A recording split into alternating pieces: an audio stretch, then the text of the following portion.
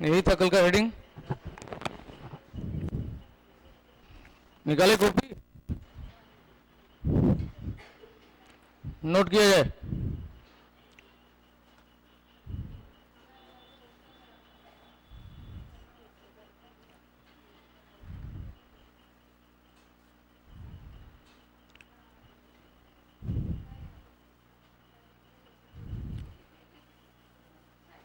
जल्दी जल्दी।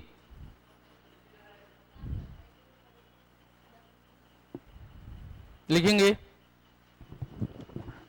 इसकी उत्पत्ति, इसकी उत्पत्ति उत्तराखंड के उत्तरकाशी जिले में, इसकी उत्पत्ति उत्तराखंड के उत्तरकाशी जिले में गोमुख नामक स्थान पर, इसकी उत्पत्ति उत्तराखंड के उत्तरकाशी जिले में गोमुख नामक स्थान पर गंगोत्री हिमनद से होता है। गंगोत्री हिमनद से होता है। इसकी उत्पत्ति उत्तराखंड में उत्तरकाशी जिले में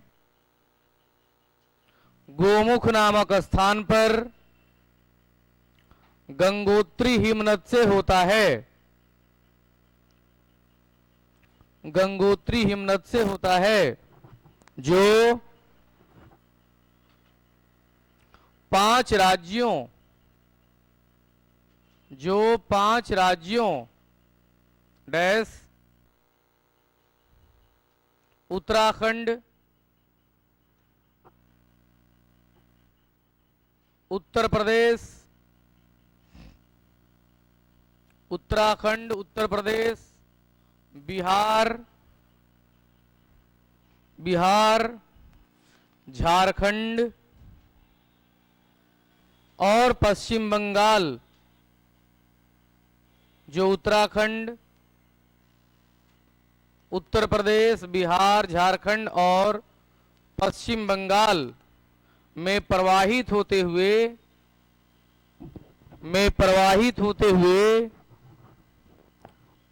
बंगाल की खाड़ी में मिल जाती है। बंगाल की खाड़ी में मिल जाती है। अगला पॉइंट,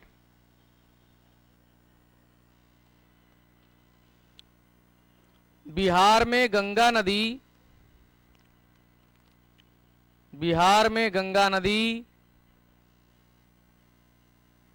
बक्सर जिले में प्रवेश करती है। बिहार में गंगा नदी बक्सर जिले में प्रवेश करती है और 12 जिले,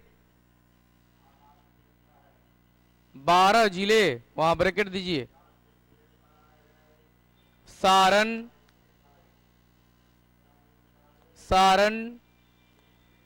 वैशाली,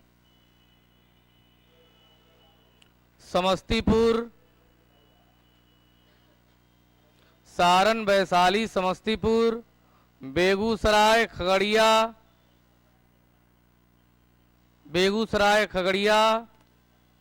कटिहार,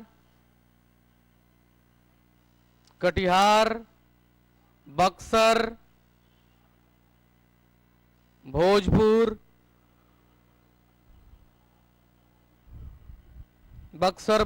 पटना, लखीसराय, मुंगेर, भागलपुर, बक्सर, भोजपुर, पटना, लखीसराय, मुंगेर, भागलपुर, ब्रैकेट क्लोज, में प्रवाहित होते हुए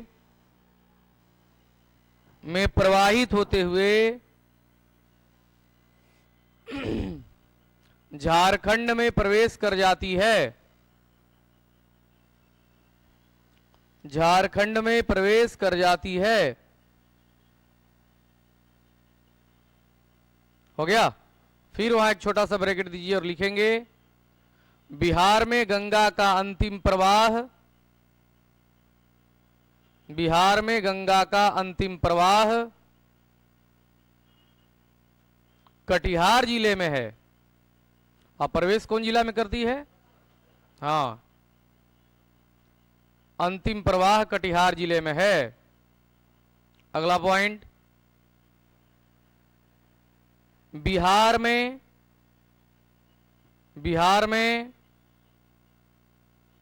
गंगा में उत्तर से मिलने वाली नदियां, उत्तर से मिलने वाली नदियां पश्चिम से पूर्व की ओर, मतलब सिस्टमेटिक चल रहे हैं हम लोग, पश्चिम से पूर्व की ओर। इस बात को थोड़ा सा और क्लियर कर लेंगे और ऐसे समझेंगे।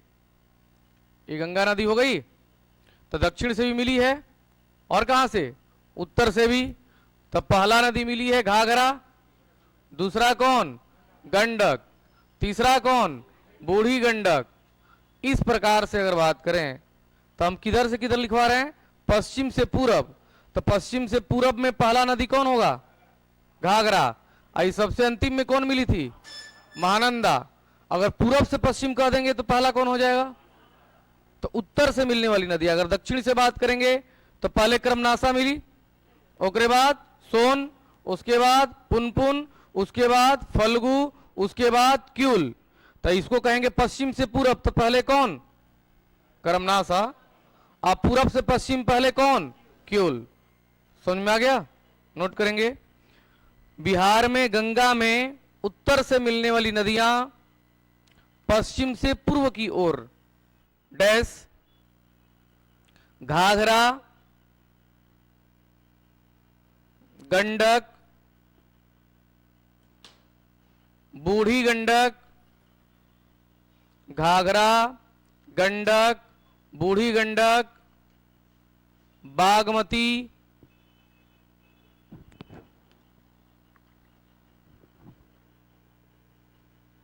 बागमती, कोसी महानंदा, कोसी महानंदा। हो गया। अब पूरब से पश्चिम पूछेगा तो आप लोग मैनेज कर लीजिएगा। अगला पॉइंट, बिहार में गंगा में बिहार में गंगा में दक्षिण से मिलने वाली नदियां,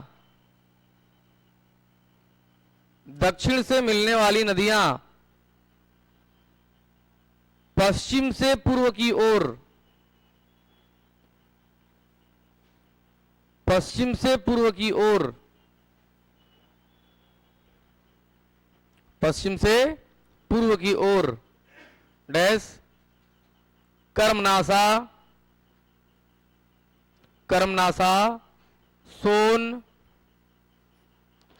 कर्मनासा, सोन, पुनपुन, पुनपुन, फल्गु तथा क्यूल, सोन, पुनपुन, फल्गु तथा क्यूल।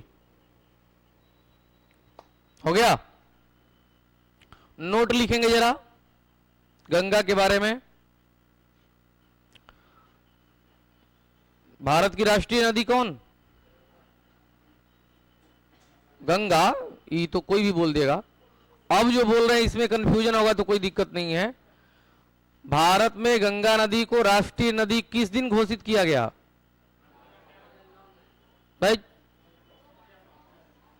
4 नवंबर 2008। Note number 1।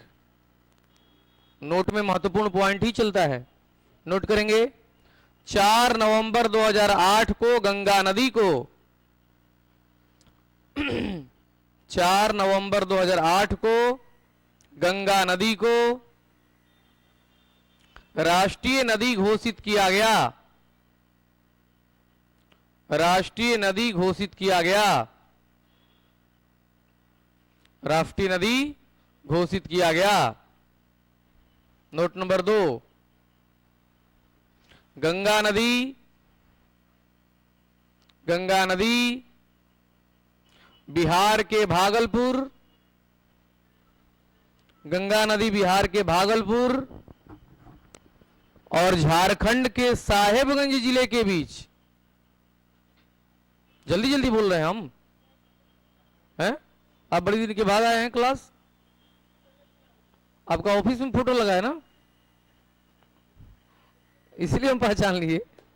आप ही है ना, टॉपर हैं आप स्टेट के, सीटेट के, स्टेट के सीटेट के, सीटेट के। तो स्टेट भी आया है अभी, कब एग्जाम है उसका? अभी तो फॉर्म में आया है और फॉर्म आया ना। चलिए ठीक है, एकदम नीतीश कुमार मास्टर बनाइए कि छोड़ेंगे? बेरोजगार बना देगा ना। आप टेंशन मत लीजिए, आपका शादी हो गया ना, जिसका शादी नहीं हुआ है उसको टेंशन में रहने दीजिए। हम लोग बेरोजगार हैं, हम लोग टेंशन में है कि ब्याह होगा कि नहीं। चलिए आगे, इसमें कुछ लोग अनमैरिड है ना जी, सब मैरिड है वो, ये मास्टर भी अनमैरिड है क्या? प्रिंस तो अभी बच्चा है। चलिए क्या लिखे, नोट नंबर 2, बिहार के भागलपुर और झारखंड के साहेबगंज जिले के बीच सीमा बनाती है, सीमा बनाती है। हो गया। अब एक बात ध्यान रखिएगा, बिहार में सबसे अधिक बाढ़ग्रस्त भूमि कौन नदी के अंतर्गत? हम जानते हैं ये बात कि आप लोग यही जवाब देंगे, ये जवाब गलत है। रुकिए, हम क्या पूछे कि बिहार में सबसे अधिक बाढ़ग्रस्त भूमि किसके अंतर्गत है? नोट करो, नोट नंबर 3, गंगे नदी के अंतर्गत है। नोट करेंगे, बिहार में सबसे अधिक बाढ़ग्रस्त भूमि, बिहार में सबसे अधिक बाढ़ग्रस्त भूमि गंगा नदी के अंतर्गत है, गंगा नदी के अंतर्गत है। जबकि सबसे अधिक बाढ़ लाने के लिए, सबसे अधिक बाढ़ लाने के लिए कोसी नदी उत्तरदायी है। कौन नदी? कोसी नदी उत्तरदायी है। चलिए अब नदी का नाम लिखा जाए घाघरा। घाघरा 1080 डिवाइड बाई 83, समझ गए? 1080 डिवाइड 83 मतलब घाघरा की कुल लंबाई कितनी? 1080 और बिहार में लंबाई 83। नोट करेंगे, इसकी उत्पत्ति नेपाल में, इसकी उत्पत्ति नेपाल में मापचा चंगो हिमनद से हुआ है। इसकी उत्पत्ति नेपाल में मापचा चंगो, मापचा चंगो हिमनद से हुआ है, मापचा चंगो हिमनद से हुआ है, जिसे नेपाल में करनाली, जिसे नेपाल में करनाली और उत्तर प्रदेश में, जिसे नेपाल में करनाली और उत्तर प्रदेश में सरयू के नाम से जाना जाता है। सरयू नाम सुने सरयू का? जिसे नेपाल में करनाली और उत्तर प्रदेश में सरयू के नाम से जाना जाता है। अगला पॉइंट, यह नदी बिहार में, यह नदी बिहार में सिवान जिले में प्रवेश करती है। यह नदी बिहार में कहां? सिवान जिले में प्रवेश करती है और छपरा के निकट गंगा में मिल जाती है, और छपरा के निकट गंगा में मिल जाती है, छपरा के निकट गंगा में मिल जाती है। अगला नदी का नाम गंडक। गंडक। हो गया, नोट करेंगे। इसकी उत्पत्ति नेपाल में अन्नपूर्णा श्रेणी से होती है। इसकी उत्पत्ति नेपाल में कौन श्रेणी? अन्नपूर्णा श्रेणी से होती है। जो बिहार में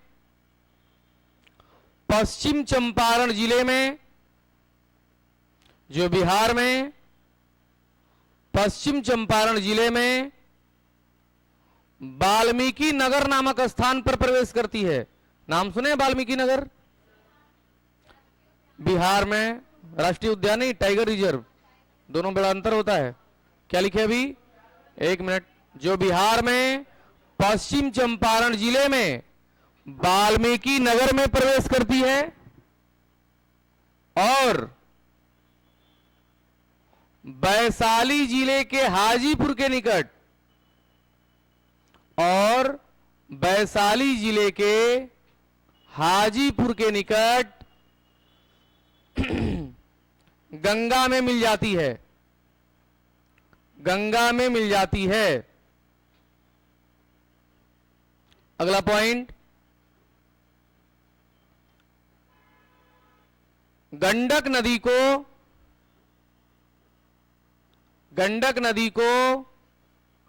काली गंडक कौमा सदा नीरा मतलब हमेशा जल लेने वाली, सदा नीरा कौमा नारायणी और सालीग्रामी के नाम से भी जाना जाता है। गंडक नदी को काली गंडक, सदा नीरा, नारायणी और सालीग्रामी के नाम से भी जाना जाता है। सालीग्रामी के नाम से भी जाना जाता है। चिपको आंदोलन की शुरुआत कब हुई? चिपको आंदोलन की शुरुआत कब हुई? 1974। वहां 1970 था जी प्रिंस, आंसर में 1970 था, इसलिए हमको नजर पड़ गया। भाई चिपको चुपका कुछ था। चलिए कोई बात नहीं, दूसरे क्वेश्चन हम कहां देखें। अगला पॉइंट, त्रिवेणी नहर का नाम सुने? 60वीं से 62वीं की बीपीएससी सिविल में पूछा था कि त्रिवेणी नहर में पानी कहां से आता है, तो नोट करेंगे। बिहार की प्रमुख नहर त्रिवेणी में, बिहार की प्रमुख नहर त्रिवेणी, ऐसे लिखेंगे, बिहार की प्रमुख नहर त्रिवेणी गंडक नदी से ही निकाली गई है। त्रिवेणी नहर, बिहार की प्रमुख नहर त्रिवेणी कौन नदी से? गंडक नदी से ही निकाली गई है। हो गया। अगला, बूढ़ी गंडक। आवाज बड़ा कम है आज हो माइक में। क्या लिखे? बूढ़ी गंडक। याद होगा बूढ़ी गंडक में बिहार से इसको निकाले थे हम, ठीक है। तो बूढ़ी गंडक सोमेश्वर श्रेणी से निकलती है। कहां है सोमेश्वर श्रेणी? बिहार में है, पश्चिम चंपारण में। नोट करेंगे, बूढ़ी गंडक 320 किलोमीटर, 320 किलोमीटर 630 260 नहीं बोले थे क्या उसका? गंडक का 630 260 620 उसका था गंडक का। अभी बूढ़ी गंडक का 320। 630 डिवाइड 260, तो ये गंडक का टोटल लंबाई 630 और बिहार में लंबाई 260। नोट करेंगे, बूढ़ी गंडक 320 किलोमीटर में, हाँ तो सिर्फ बिहार में है। इसकी उत्पत्ति, बूढ़ी गंडक लिखे, 320 किलोमीटर लिखे। चलिए लिखेंगे इसके नीचे, इसकी उत्पत्ति सोमेश्वर श्रेणी से होती है। सोमेश्वर श्रेणी से होती है। सोमेश्वर श्रेणी से होती है, जो पश्चिम चंपारण, पूर्वी चंपारण, पश्चिम चंपारण, पूर्वी चंपारण, मुजफ्फरपुर, दरभंगा, पश्चिम चंपारण, पूर्वी चंपारण, मुजफ्फरपुर, दरभंगा, समस्तीपुर, बेगूसराय, खगड़िया, पश्चिम चंपारण, पूर्वी चंपारण, मुजफ्फरपुर, दरभंगा, समस्तीपुर, बेगूसराय, खगड़िया जिले में प्रवाहित होते हुए, जिले में प्रवाहित होते हुए मुंगेर के मांझी नामक स्थान पर, मुंगेर के मांझी नामक स्थान पर गंगा में मिल जाती है, मुंगेर के मांझी नामक स्थान पर गंगा में मिल जाती है। आप लोग 11:30 बजे कहां रहते हैं? क्लास में रहते हैं? क्लास में रहते हैं, क्लास से बाहर? क्लास में रहते हैं। आज ये कौटिल्य जीएस कोचिंग है, उस पर हम लाइव रहेंगे 50 प्रश्नों के साथ, बिहार स्पेशल, और कुछ करेंट अफेयर्स भी, और कुछ इकोनॉमिक्स का भी क्वेश्चन। 11 से 11:30 टेस्ट होगा वहां, तो 2 दिन लाइव चलेगा, मतलब आज भी और कल भी। तो यूट्यूब पर केवल कौटिल्य जीएस लाइव खोलिएगा, तो उसमें हम क्वेश्चन का डिस्कशन कराते रहेंगे, ताकि आप लोग को फायदा हो। गुफरान सर से बात हुई, सब कुछ सही रहा, तो 2-4-5 सेट अपना भी आप लोगों को दे देंगे हम, ठीक है। क्वेश्चन मेरे पास ऑलरेडी बना हुआ है कि आप लोग पढ़े हैं जो, तो मेरे द्वारा जो क्वेश्चन पूछा गया था आप बना पा रहे हैं कि नहीं। उसके बाद उसमें स्टैटिक जीके भी कुछ है, जैसे इकोनॉमिक्स टाइप का। तो आप लोग जो है कि फ्री होंगे, चाहे नहीं भी उस टाइम में लाइव होंगे, तो बाद में कभी भी देख लीजिएगा, फायदा होगा। हम चाह रहे हैं कि एक भी क्वेश्चन इधर उधर गड़बड़ ना हो आप लोगों से। एक भी क्वेश्चन इधर उधर हो गया तब दिक्कत होती है, ठीक है। ऐसे नहीं पता चलता है, जब 1 नंबर के लिए मेरिट नहीं बनता है ना, तब लगता है कि 1 नंबर का भी बहुत सारा महत्व है। चलिए नोट करेंगे, क्या लिखे? मुंगेर के मांझी नामक स्थान पर कहां मिल जाती है? गंगा में मिल जाती है। अगला पॉइंट, नाम क्या है इसका?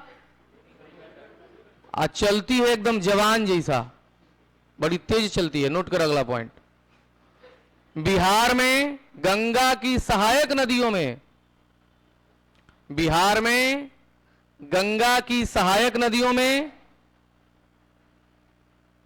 गंगा की सहायक नदियों में सबसे तीव्र गति से चलती है, सबसे तीव्र गति से चलती है, सबसे तीव्र गति से चलती है। हो गया? चलिए अगला पॉइंट, बागमती, बागमती, ये आवाज कहां से आ रहा है प्रिंस? बागमती 597 394, 597 डिवाइड 394, 597 394। नोट करेंगे। इसकी उत्पत्ति नेपाल में, इसकी उत्पत्ति नेपाल में महाभारत श्रेणी से होती है। इसकी उत्पत्ति नेपाल में कहां से? महाभारत श्रेणी से होती है, और यह नदी बिहार में और यह नदी बिहार में सीतामढ़ी जिले में प्रवेश करती है,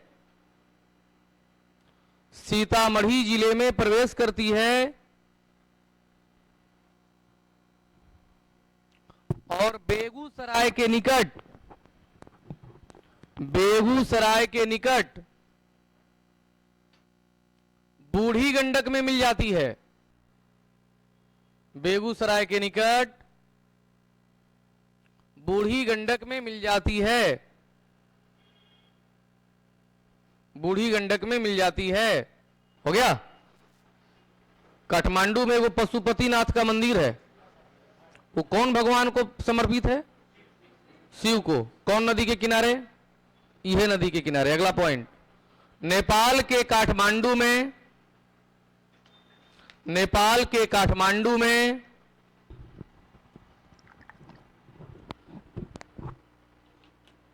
पशुपतिनाथ का मंदिर, पशुपतिनाथ का मंदिर बागमती नदी के किनारे पर अवस्थित है। बागमती नदी के किनारे पर अवस्थित है और बागमती को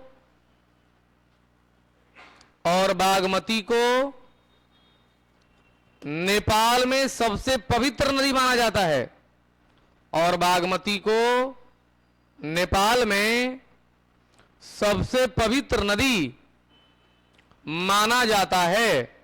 अंडरलाइन कर लीजिएगा,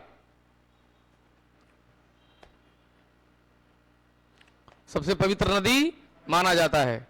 कल हम तराई के बारे में बताए थे ना। तब बिहार में नेपाल के क्षेत्र को, नेपाल का बॉर्डर एरिया तराई होता है, तो तराई नदी में कमला नदी प्रवाहित होती है और तराई नदी में ही विलुप्त हो जाती है। एगो बागमती में, एगो कहां, फिगरवा याद है ना? अरे एगो बागमती में, एगो कोसी में। नोट करिए, कमला, कमला 328 120 कमला नदी लिखे, ब्रैकेट में लिखेंगे 328 डिवाइड 120, ब्रैकेट क्लोज लिखेंगे। इस नदी की उत्पत्ति नेपाल में महाभारत श्रेणी से होती है। नेपाल में महाभारत श्रेणी से होती है और यह बिहार में मधुबनी जिले में प्रवेश करती है। यह बिहार में एगो जयनगर जगह है, नाम सुने मधुबनी में? हाँ, मधुबनी जिले में प्रवेश करती है तथा तराई क्षेत्र में प्रवाहित होते हुए इसकी दो धारा बनती है। इसकी दो धारा बनती है जिसमें एक धारा बागमती में, जिसमें एक धारा कहां, बागमती में, और दूसरी धारा किसमें, कोसी में मिल जाती है। एक धारा बागमती में और दूसरी धारा कोसी में मिल जाती है। क्लियर? चलिए हेडिंग दिया जाए कोसी। कोसी 730 260, 730 260, 730 डिवाइड 260 नोट करेंगे। इसकी उत्पत्ति नेपाल में गोसाई थान चोटी से होती है। इसकी उत्पत्ति नेपाल में गोसाई थान चोटी से होती है। गोसाई थान चोटी से होती है, जिसके मुख्य धारा का नाम अरुण है। जिसके मुख्य धारा का नाम अरुण है और नेपाल में इसे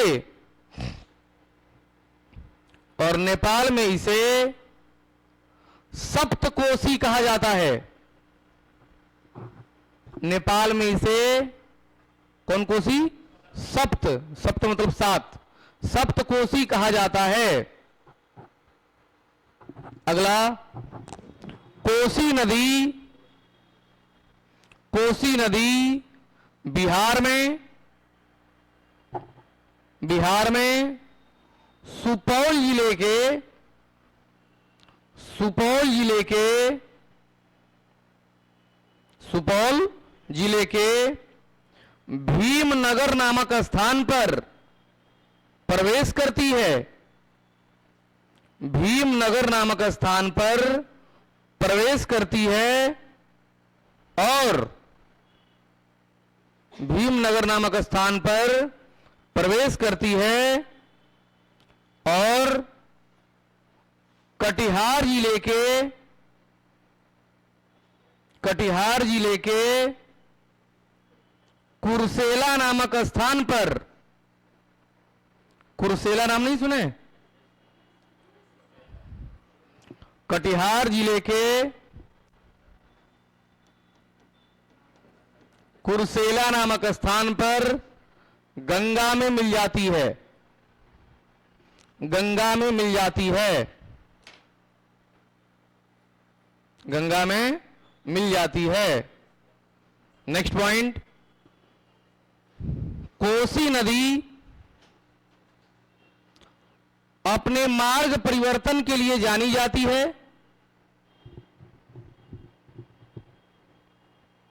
कोसी नदी अपने मार्ग परिवर्तन के लिए जानी जाती है, जिसके कारण, जिसके कारण बड़े पैमाने पर बाढ़ आता है, जिसके कारण बड़े पैमाने पर बाढ़ आता है। इसीलिए कोसी को, इसीलिए कोसी को बिहार का शोक कहा जाता है। क्या कहा जाता है? बिहार का शोक कहा जाता है। तो बिहार में थोड़ी बहती है, वो नीचे बहती है ना। हो गया? चलिए अगला, महानंदा। क्या पंखा चलाइए ना। चलिए क्या लिखे? महानंदा लिखेंगे। अच्छा, इसका लंबाई लिख लीजिए, 360 324। महानंदा का लंबाई 360 डिवाइड 324 हो गया। नोट करेंगे। इसकी उत्पत्ति, इसकी उत्पत्ति पश्चिम बंगाल के दार्जिलिंग में, पश्चिम बंगाल के दार्जिलिंग में मां हल्दीराम पहाड़ी से होती है। हल्दीराम के पहले मां लगा दीजिएंगे। मां हल्दीराम पहाड़ी से होती है। मां हल्दीराम पहाड़ी से होती है, जो बिहार में किशनगंज जिले में प्रवेश करती है। किशनगंज जिले में प्रवेश करती है और इसकी एक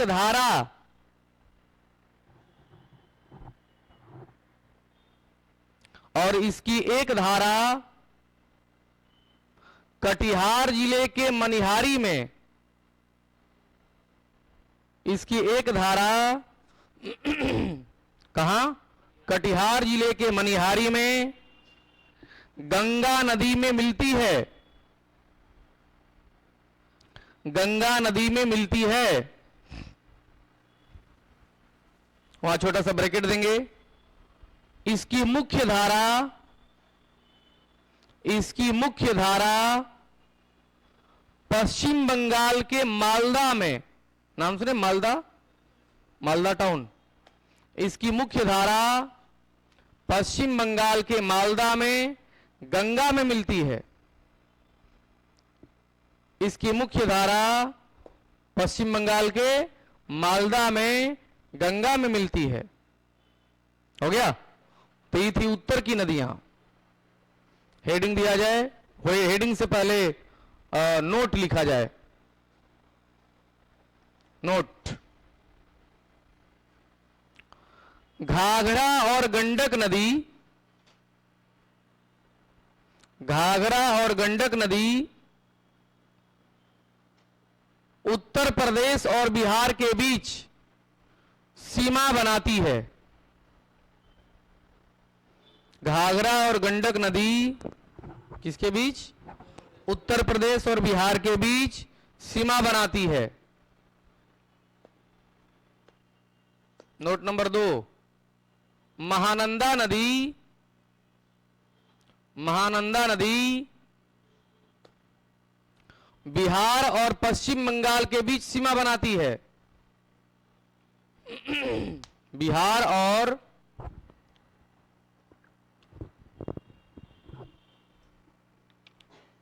पश्चिम बंगाल के बीच सीमा बनाती है।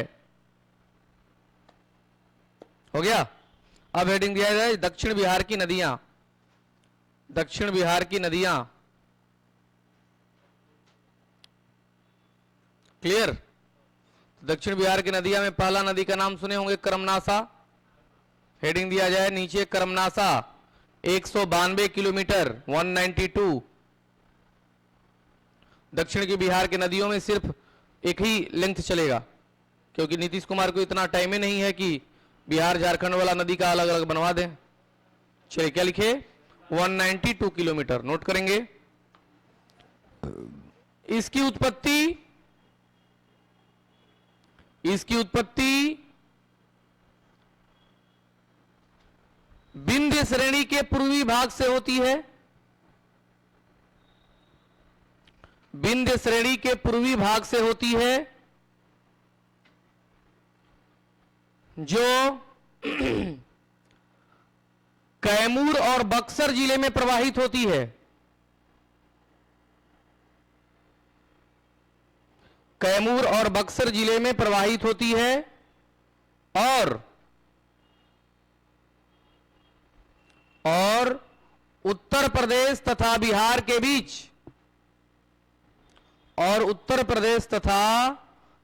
के बीच सीमा बनाते हुए उत्तर प्रदेश और बिहार के बीच सीमा बनाते हुए बक्सर जिले के चौसा में, जगह का नाम है चौसा, उत्तर प्रदेश और बिहार के बीच सीमा बनाते हुए बक्सर जिले के चौसा में गंगा में मिल जाती है। गंगा में मिल जाती है। नाम सुने चौसा का युद्ध? किसके किसके बीच? हुमायूं और शेरशाह सूरी के बीच। ये तो किसी को भी पता होगा। अब दूसरा प्रश्न ये है कि शेरशाह सूरी हारने के कगार पर थे, तब बिहार का कौन सा शासक उनको मदद किया कि उनकी जीत हुई? नहीं पता। उनका नाम था राजा राम शाही। राजा राम शाही बिहार का बिहटा के रहने वाले थे वो। खैर चलिए ब्रैकेट देंगे वहां। करमनासा नदी बिहार की सबसे अपवित्र नदी है। करमनासा नदी बिहार की सबसे अपवित्र नदी है।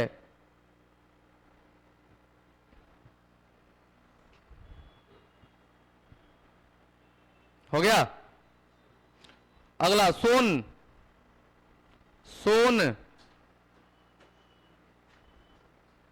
सोन में लिखेंगे 784/202। 784 डिवाइडेड बाई 202 192 करमनासा का था। लिखेंगे सोन की उत्पत्ति।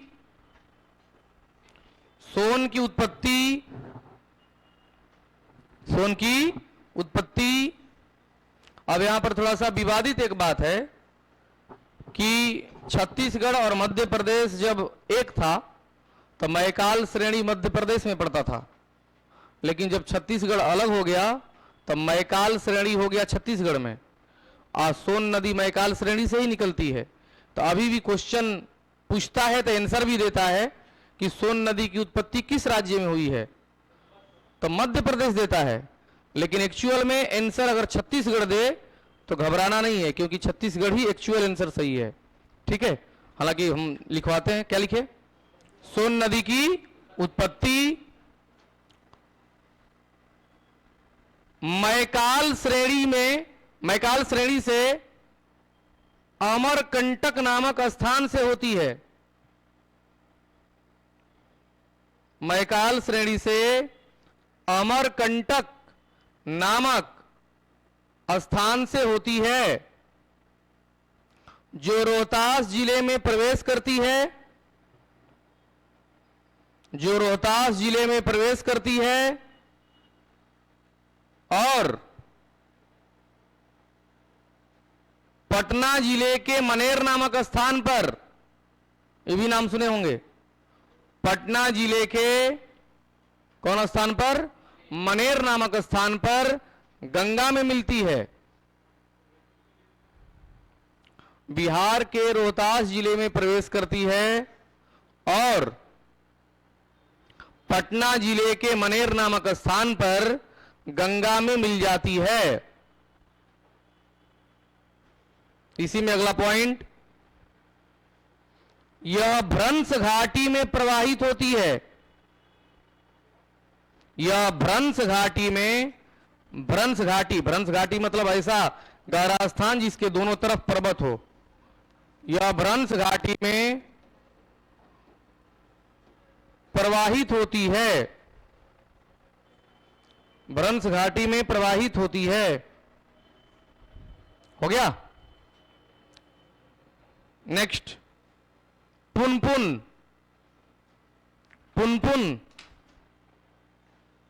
200 किलोमीटर, 200 किलोमीटर, क्लियर, नोट करेंगे। इसकी उत्पत्ति झारखंड के पलामू जिले में, इसकी उत्पत्ति झारखंड के पलामू जिले में चोरहा पहाड़ी से होती है। चोरहा,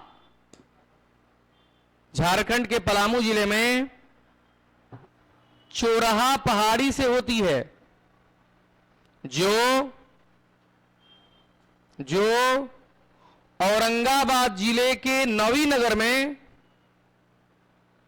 जो औरंगाबाद जिले के नवीनगर में बिहार में प्रवेश करती है।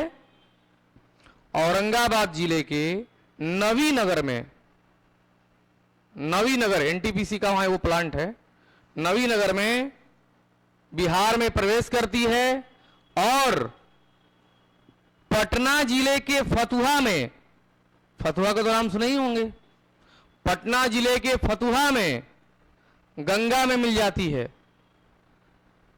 गंगा में मिल जाती है।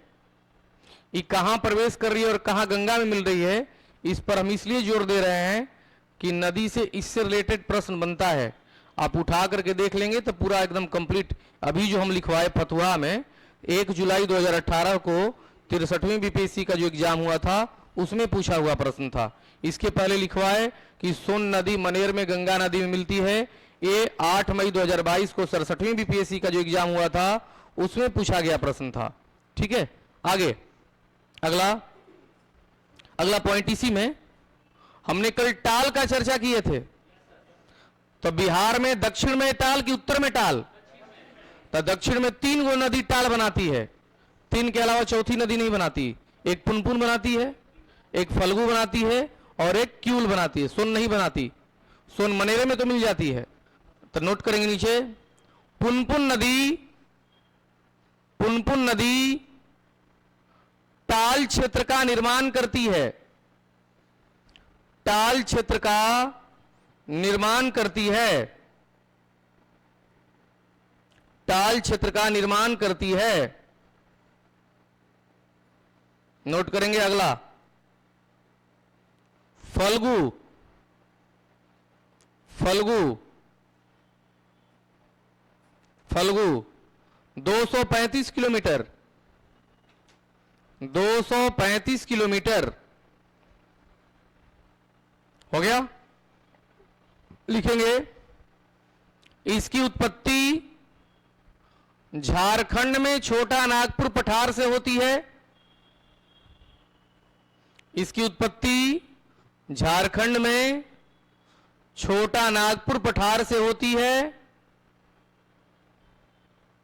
जिसके मुख्य धारा का नाम आप लोग बताइए, फिगर में बना है, जिसके मुख्य धारा का नाम निरंजना है।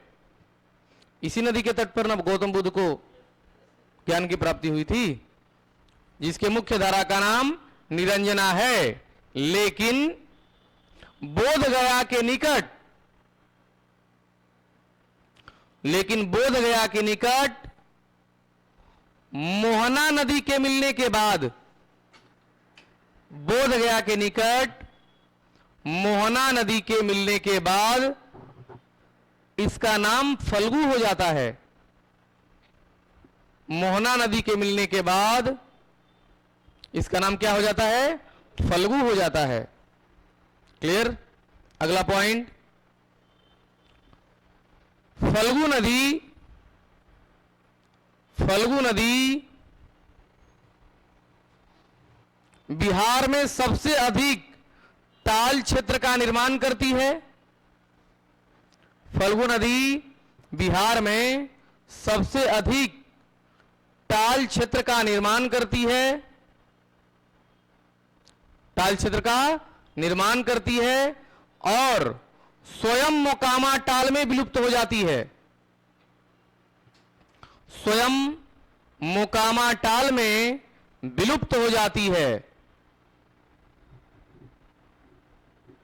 मोकामा ताल में विलुप्त हो जाती है। अगला पॉइंट, फल्गु नदी पर वो बांध बना है रबर का, है ना पता? उसकी लंबाई कितनी है? नोट करिए, नोट करिए, नोट करिए। लिखेंगे फल्गु नदी पर वर्ष 2022 में, फल्गु नदी पर वर्ष 2022 में एक रबर डैम का निर्माण किया गया। एक रबर डैम का निर्माण किया गया।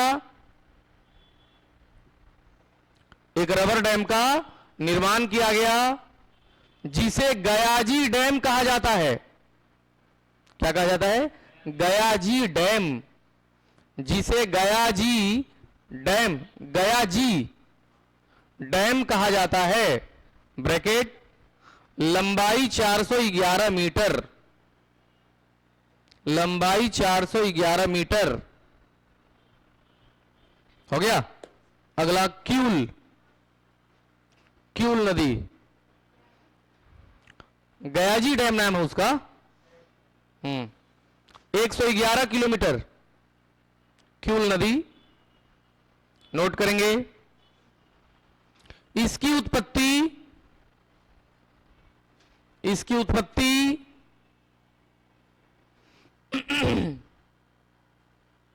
झारखंड जिले के, सॉरी, झारखंड के गिरिडीह जिले में, इसकी उत्पत्ति झारखंड के गिरिडीह जिले में पारसनाथ पहाड़ी से होती है। कहां से?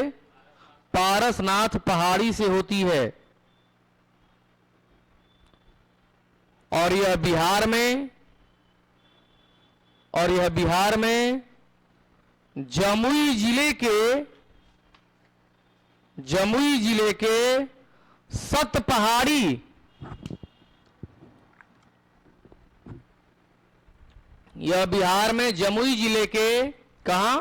सतपहाड़ी नामक स्थान पर प्रवेश करती है। सतपहाड़ी नामक स्थान पर प्रवेश करती है और लखीसराय जिले में,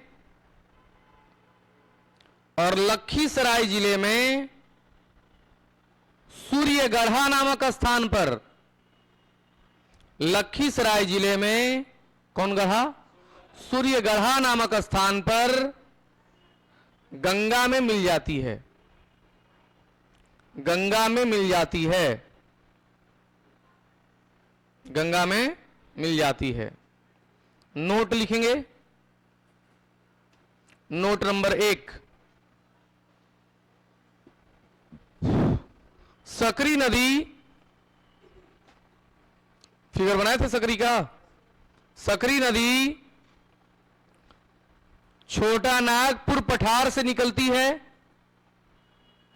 सकरी नदी छोटा नागपुर पठार से निकलती है और किउल नदी के सहारे गंगा नदी में मिल जाती है। किउल नदी के सहारे गंगा नदी में मिल जाती है, गंगा नदी में मिल जाती है। नोट नंबर 2, अजय नदी की उत्पत्ति, याद है अजय चंदन बनाए थे, उधर साइड में गया था। अजय नदी की उत्पत्ति, अजय नदी की उत्पत्ति बिहार के जमुई जिले में, बिहार के जमुई जिले में चकाई नामक स्थान से होती है। चकाई, एगो विधानसभा भी है चकाई, चकाई नामक स्थान से होती है, जो दक्षिण पूर्व दिशा में प्रवाहित होते हुए, जो दक्षिण पूर्व दिशा में प्रवाहित होते हुए झारखंड में प्रवेश कर जाती है, झारखंड में प्रवेश कर जाती है, झारखंड में प्रवेश कर जाती है। नोट नंबर 3, चंदन या चानन नदी, चंदन या चानन लिखेंगे। इसकी उत्पत्ति, इसकी उत्पत्ति बिहार झारखंड के सीमा पर भागलपुर जिले में, इसकी उत्पत्ति बिहार झारखंड के सीमा पर भागलपुर जिले में संथाल परगना से होती है, संथाल परगना से होती है, संथाल परगना से होती है, जो फिर से दोहरा दें, इसकी उत्पत्ति बिहार झारखंड के सीमा पर भागलपुर जिले में संथाल परगना क्षेत्र से होती है, जो दक्षिण पूर्व दिशा में प्रवाहित होते हुए, जो दक्षिण पूर्व दिशा में प्रवाहित होते हुए झारखंड में प्रवेश कर जाती है, झारखंड में प्रवेश कर जाती है। हो गया? तो ये था हम लोग का नदी। एक हेडिंग दे दीजिए, झील। बिहार में झील, बिहार में बहुत झील है, कम से कम 20 गो झील होगा, लेकिन एक को झील कामयाब नहीं है, सारा नाम से है, सिर्फ घूमने कोई जाता नहीं है। हाँ, पढ़ने के लिए दे दिया है। कौन जिला घर है आपका? अररिया। अररिया में कहा?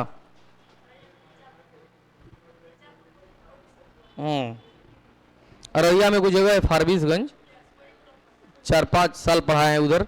उधर का लोग बड़ा प्यारा होता है, लेकिन तनकी सा, हाँ पटेल चौक पर है, सनकी नहीं होता है, डाउट में रहता है वो, ओकर जिंदगी डाउट में गुजरता है।